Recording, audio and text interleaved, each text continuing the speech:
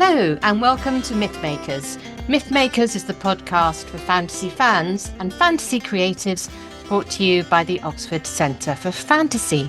My name is Julia Golding, and in today's episode we are continuing our author's sidecast, which is a journey through the Lord of the Rings.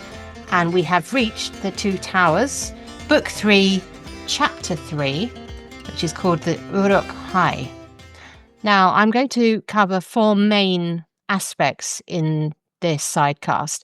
The first of all is pointing out the Pippin point of view. It's the first time we've spent an extended time in Pippin's head, and what a great place that is to be. The second thing we're going to have a look at is the politics of the orcs, because again, another first in this chapter is we get to see behind the scenes of how orcs conduct their affairs.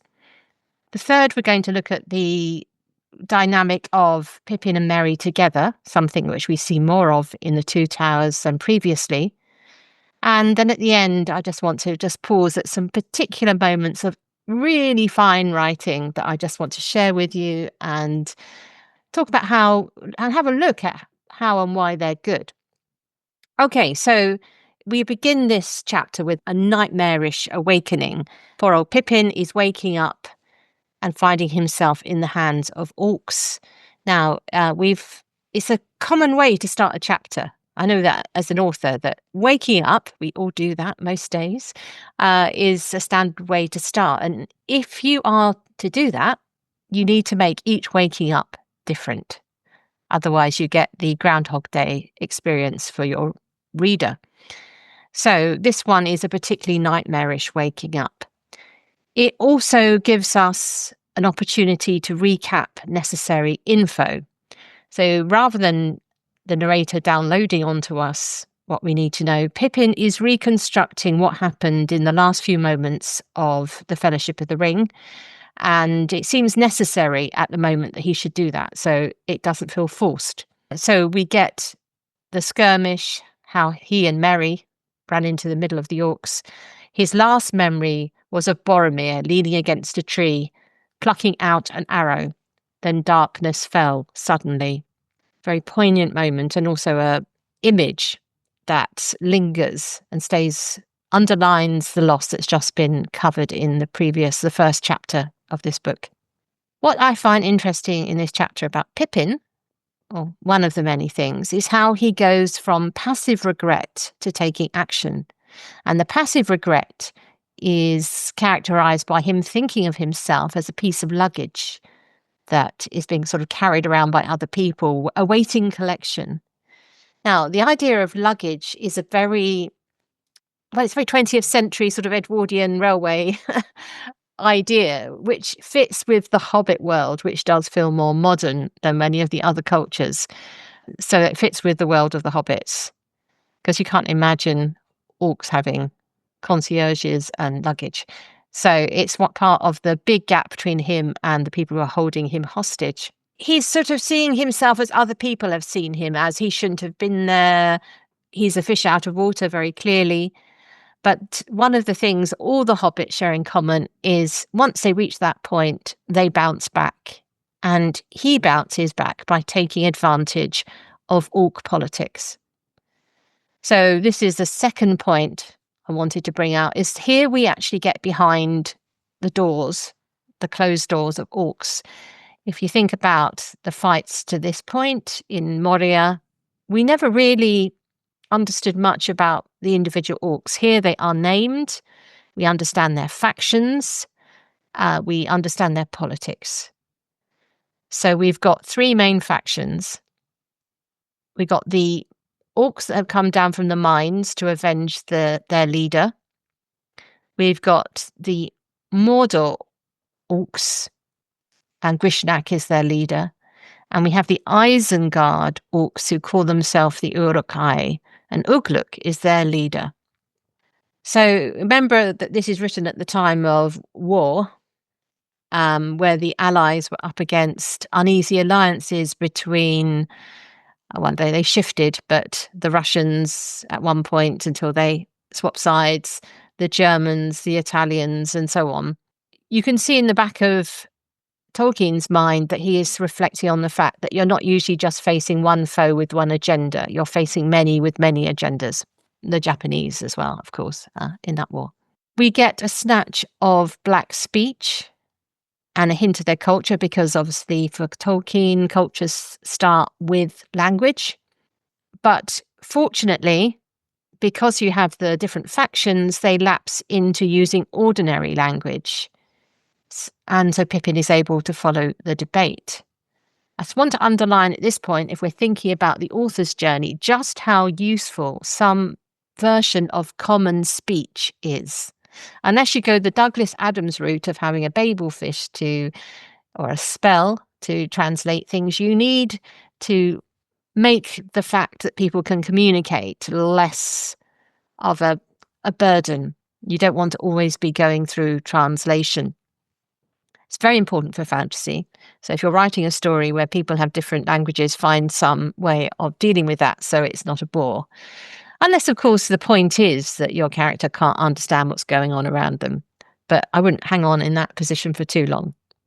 So we get a flavour of each of the orcs. These are deftly handled. So the minds, they're the weaklings of the bunch, basically. They suffer most in the sunshine. They're only there for revenge. They're the ones who get picked off by the other orcs.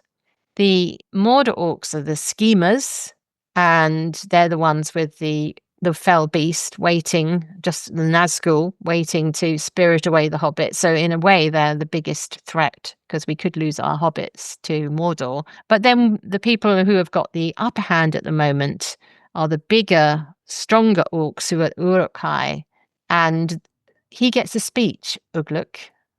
We have a number of leaders who have speeches, and actually I think this might be one of the few orc speeches. And he declares that Saruman is the hand that gives us man flesh to eat. Shows you how far fallen is the white wizard, Saruman. He says, we are the fighting Uruk-hai. He's calling them to arms. And what's funny here is the politics comes in because Grishnak, Mordor orc, starts stirring things up. And the insult he gives is, I bet it's not man's flesh, I bet it's orc flesh that he gives you to eat. So each race has its own standards, doesn't it? Anyway, this results in a skirmish. Grishnak shows his cleverness by getting out of it. But it's an exciting set piece where you've got the poor hobbits prone on the ground in danger, orcs fighting around them.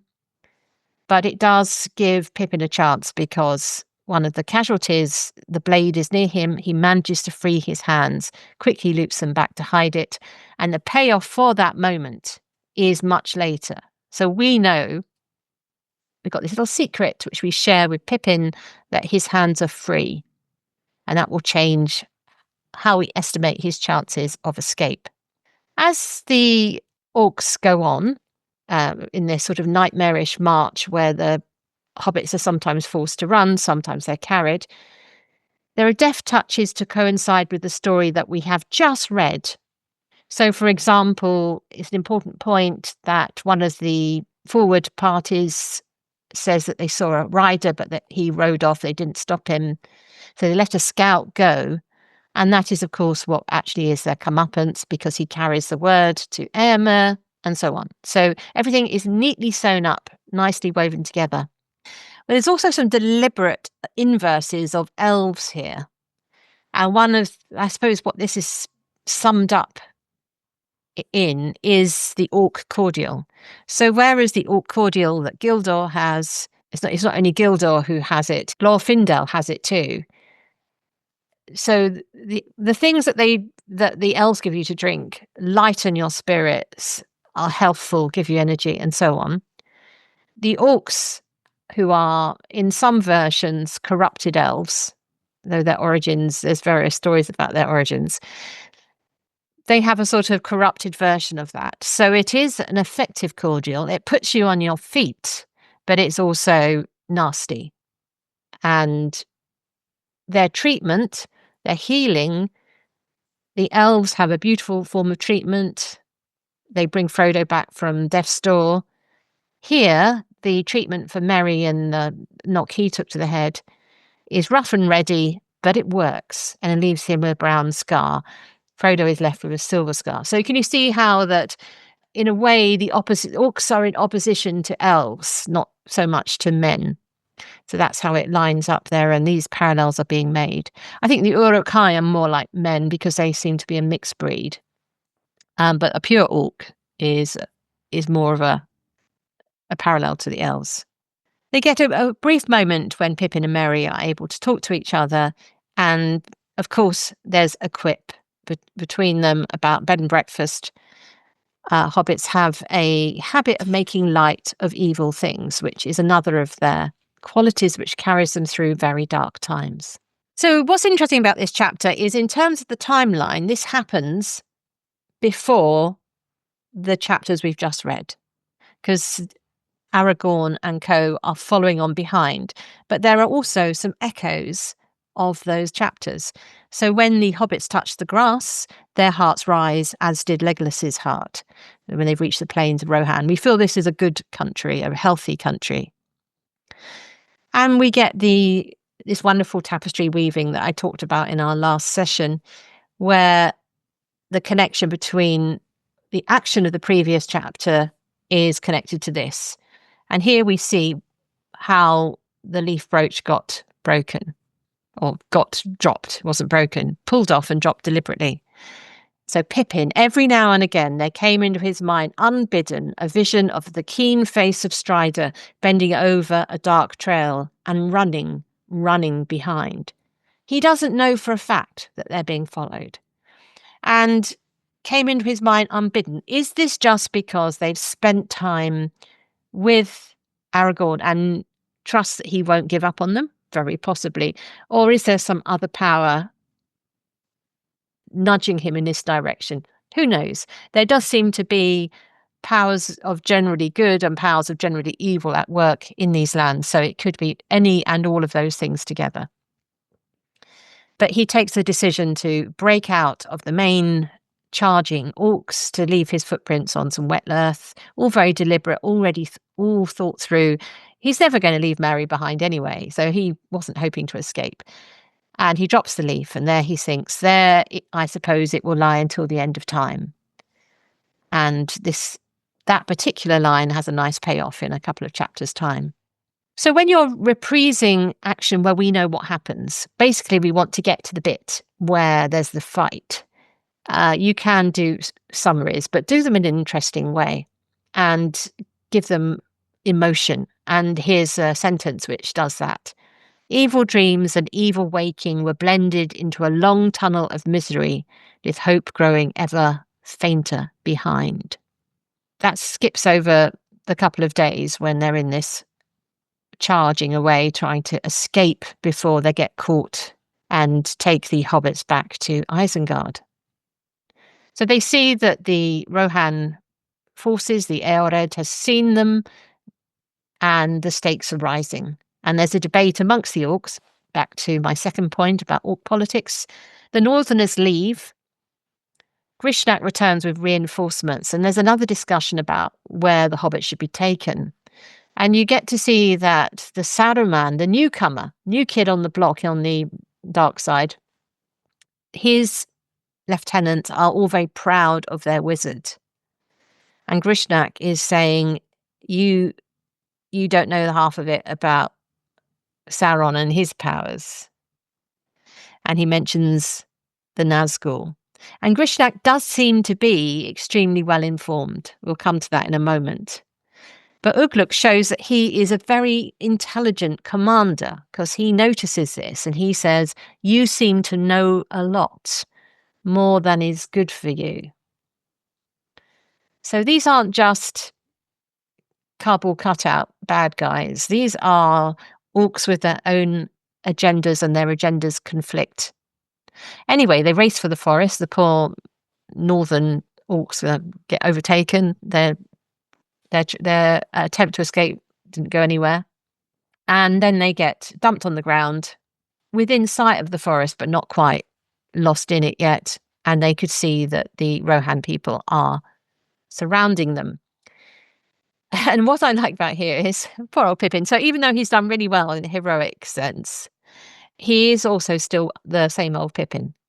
And it's nice to keep that humorous touch, even in these dark moments, running alongside. All that he, Pippin, could remember about Rohan was that Gandalf's horse Shadowfax had come from that land. Yeah, he didn't pay attention in class, did he? But we all love him for it. Okay, here's one of my explainers where I bothered to look something up, and I hope that you enjoy finding this out as much as me. What is a furlong? Because they stop within so many furlongs of the forest. A furlong is an eighth of a mile, which, in another way of putting that, is 220 yards. You know, that you can imagine walking a mile. So it's an eighth of that distance, and not very far. Of course, using a furlong, the only time I hear furlongs mentioned now are in connection with horse racing. And it's interesting. Oh, it fits in, doesn't it? It's deliberate that the Rohan culture, which is all about horses, the measurement is furlongs. It's also a measurement which works for bow shots. If you think about the kind of breakdown of how far you can shoot an arrow, a furlong is a good measurement for that. Horses running, bow shots. So that's where Tolkien uses it. Horse racing and Tolkien. This gives a chance for us to see the third of my points, which is the relationship between Merry and Pippin. We know that they've been a sort of friendship group from the start, but what we see here is how they support each other. They support each other with what I think of as trench humour. I feel as though we're hearing a little bit of the kind of conversations that Tolkien would have experienced as a young man fighting in the First World War, where something so utterly awful and ghastly you make light of. So they've just had this horrible experience of being dragged across the plains of Rohan, and you've got to love their understatement. Merry's first words as he lies close enough to Pippin to say anything, "I don't think much of this." That's a very familiar British understatement there. I enjoy seeing the Rohan riders from the point of view of the people they are attacking, because even though Pippin and Merry know they aren't the target, they are aware they could be caught up in whatever happens next. And they're very scary because of their silence. Their tactics, creeping in under the cover of darkness and silently polishing off a few guards, sort of people keeping watch on the outer edge of the Orc encampment, remind me of the kind of things you read in Fenimore Cooper, the kind of tactics of Native Americans as Tolkien would have read in those Boy's Own style adventures. But he's giving that tactic to the Rohan riders. Is there a connection here between horse riding warriors and Native Americans of that sort? I don't know, but that's what it reminded me of. And then we get a twist. We're told by Ugluk that Mahur and his lads are waiting as reinforcements. So we know that they don't win the battle, the Orcs. We've already heard that. But still, we're getting a bit of jeopardy that it could mean there's a breakaway group. Maybe Emma was wrong. Maybe they didn't get everybody, and so on. So even we kind of know the outcome, but by just putting that detail in, we're kept on tenterhooks a little bit. Then the Orc politics comes back in again. So whilst Ugluk is dealing with an incursion into his ranks, Grishnak makes his move. And what's particularly striking here is the revolting physicality of Grishnak. This is the first time we're really up close and personal with a hairy, sweaty, foul orc. And it's poor old Pippin and Merry that gets tucked under his arms. And there's a line here where he's interrogating them. There was a light like a pale but hot fire behind his eyes. The other person who has pale lights behind their eyes, of course, is Gollum. It does seem to be part of the evil influence of the ring. The light of greed that lights up inside those who are desperate for it. And so it's natural that this clues in Pippin, sort of the thought process is prompted that he's after the ring. And here you just want to say, not fool of a talk, but clever old Took. I do wonder, just as a sidebar here, if Grishnak, who seems to be very well informed, that's what Ugluk told us, he knows about the ring, he seems to have met Gollum, whether or not he's going to be a main character in the hunt for Gollum. Seems like he's there being served on a plate for the filmmakers if they wish to run with him. Merry picks up on the hints that Pippin has been making, and they start to negotiate. But there's a chilling rebuff that Grishnak isn't having it. He knows that he's the more powerful. They are in his power. But the hobbits don't give up at that point, and they even go as far as to say, now's the time to do a deal. They're really, really brave and clever. And what they get back in response is an outraged, I'll cut you both to quivering shreds. So there is no give in this evil character. He is all about getting what he wants. And it is his greed and his anger that is his downfall. Because as he unsheathes his sword, because he feels he's going to lose his captives, he's going to kill them first, the sword catches on the light of the fires in the distance. He's then shot, he tries to run off, and a spear is put through him. That's the end of Grishnak. And that leaves the hobbits lying on the ground. And there's a lovely point, sort of little detail here. In the film, it's done as like almost being stamped on by a horse. But actually, in the book version, these horses are so clever, they don't try and stamp on the hobbits. They leap lightly over them. So we've been told that the Rohan horses have extra good night sight. So we now see it in action. And then we get this wonderful moment. Suddenly, Merry and Pippin realise that without moving, they were now outside the circle. So what do our hobbits do? Well, they're going to sit and have a little bit to eat, aren't they? And sort of take stock. So this is where you get Lembas and hobbits meeting. And I thought I would just read that little bit because it sort of sums up so much about both the gift of the elves and hobbits. The taste brought back to them the memory of fair faces and laughter and wholesome food in quiet days now far away. That's like everything orcs aren't. For a while they ate thoughtfully, sitting in the dark, heedless of the cries and sounds of battle nearby. So, no longer their business. Hobbits are keeping out of the big people's business, having their picnic. So as they crawl away and get free of the danger, there's a moment when they look back to see what's going on. Tolkien does these moments extremely well. That moment where someone stops and pauses, taking in stock what's going on behind them. So as they are about to reach the forest, the sound had died away. Evidently Malhur and his lads had been killed or driven off. The riders had returned to their silent, ominous vigil. It would not last very much longer. Already the night was old. In the east, which had remained unclouded, the sky was beginning to grow pale. This moment, they're just, it's like seeing the fight about to get going, and so you hold the tension by having someone bringing it to our attention as readers. And on they go into the wood. Should say, of course, the payoff from Pippin cutting his bonds is that he's able to get them free. That's why they're able to crawl away. That's why they're able to eat lembas and so on. So good old Pippin. And as they go away, Tolkien underlines, as they walked, they compared notes, talking lightly in Hobbit fashion of the things that have happened since their capture. No listener would have guessed that from their words, that they had suffered cruelly and been in dire peril, going without hope towards torment and death. Or that even now, as they knew well, they had little chance of ever finding friend or safety again. Again, this feels like something from experience. Just imagine what it was like as a young man, knowing the chances of being killed on the Western Front were huge.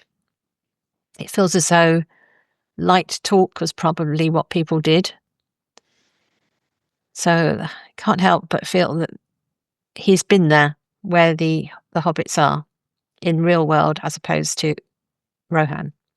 As happens between Frodo and Sam, Merry and Pippin think about themselves as book characters. And it's very sweet that Merry says, "You seem to have been doing very well, Master Tuke. You will get almost a chapter in old Bilbo's book." And of course he has got, you've just read it, almost a chapter. There is this meta level in Lord of the Rings where it refers to its own nature of being a book, which makes it quite a modernist work in many ways. So that's one of those moments where we are reminded that, yes, this is a chapter in a book. And then we get a wonderful passage, which I want to read, because they enter into Fangorn. They've been in, of course, the Old Forest before. So how are you going to make this different? Well, they're on their own, of course. They don't have the others. They don't have ponies. But here you get a sense of age in the way of right back in the beginning of time age. And then you get a snapshot of the Rohan culture as well, which is beautifully done. And it's taken from the sort of ancient literatures that Tolkien loved. So this is Merry. He's now leading the way because he did pay attention in class. He led the way under the huge branches of the trees. Old beyond guessing they seemed. Great trailing beards of lichen hung from them, blowing and swaying in the breeze. So when I was saying that my last point is about the fine writing, this is where we see it. So when you talk about something is old, and then if you give it a trailing beard, you add the gravitas and the age. Out of the shadows the hobbits peeped, gazing back down the slope, little furtive figures that in the dim light looked like elf children in the deeps of time, peering out of the wild wood in wonder at their first dawn. So how can you point out something is old without saying it was very old? What you do is you find an image from something which is so ancient, way back at the beginning of time, seeing a first dawn. And then we get this wonderful passage about the beginning of the battle. Far over the great river and the brown lands, leagues upon grey leagues away, the dawn came, red as flame. Simple, powerful, punchy sentence. Loud rang the hunting horns to greet it. The riders of Rohan sprang suddenly to life. Horn answered horn again. So here's the association with Rohan with horns coming in at this point. I think it's the first time we hear them, actually. Merry and Pippin heard, clear in the cold air, the neighing of war horses and the sudden singing of many men. The sun's limb was lifted, an arc of fire above the margin of the world. The drama of the sunrise, the drama of the onset of battle are connected. Then, with a great cry, the riders charged from the east. So they're charging with the sun behind them. That gives them the advantage. The red light gleamed on mail and spear. The orcs yelled and shot all the arrows that remained to them. The hobbits saw several horsemen fall, but their line held on up the hill and over it, and wheeled round and charged again, and so on.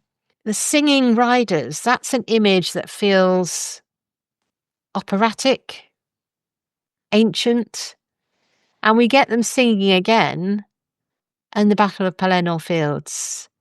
There's this youthful energy about the riders of Rohan, even when they're led by their old king.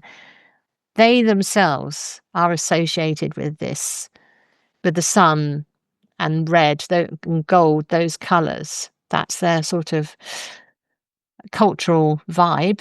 Whereas if you think about Gondor, it's the sea, it's silver, a white tree, and so on. So he's contrasting his cultures here. But anyway, I love this moment. It's like a little foretaste of the great charge that happens at the Battle of Pelennor Fields. And here we have, just to finish this, Merry and Pippin escape. They're not sure which way the battle is going to go. And we get the outside knowledge. So remember, the conceit behind the book is it's compiled with the memories of their friends. So they do know eventually what happened in that battle. And so Bilbo, well, it's Frodo writing it, isn't it, at this stage? So it was that they did not see the last stand when Ugluk was overtaken and brought to bay at the very edge of Fangorn. I'm interested here that Ugluk is treated like a worthy ally. He's not exterminated. Very often you feel as though orcs are just there to be kind of killed in vast numbers, swatted like flies. Here, Éomer gets off his horse and fights him man to Uruk-hai.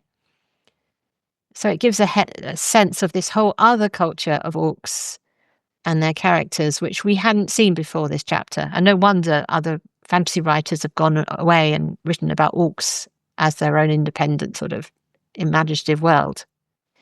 And I just want to finish with another bit of fine writing, which is the very evocative last line. So the riders win and put the bodies of their enemies on a pyre. So ended the raid, and no news of it came ever back to Mordor or to Isengard. But the smoke of the burning rose high to heaven and was seen by many watchful eyes. Who are those eyes? Isengard is looking, because it seems as though Saruman, possibly that mysterious figure, may have come to see what's happening. The hunters, Aragorn, Gimli, Legolas, see it. But there's a sense of a bigger overwatch, maybe eagles, maybe Nazgul.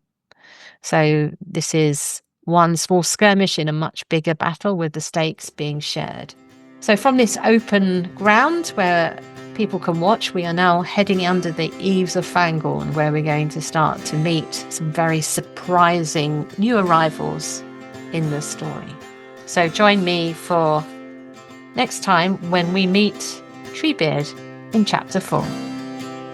Thank you for listening.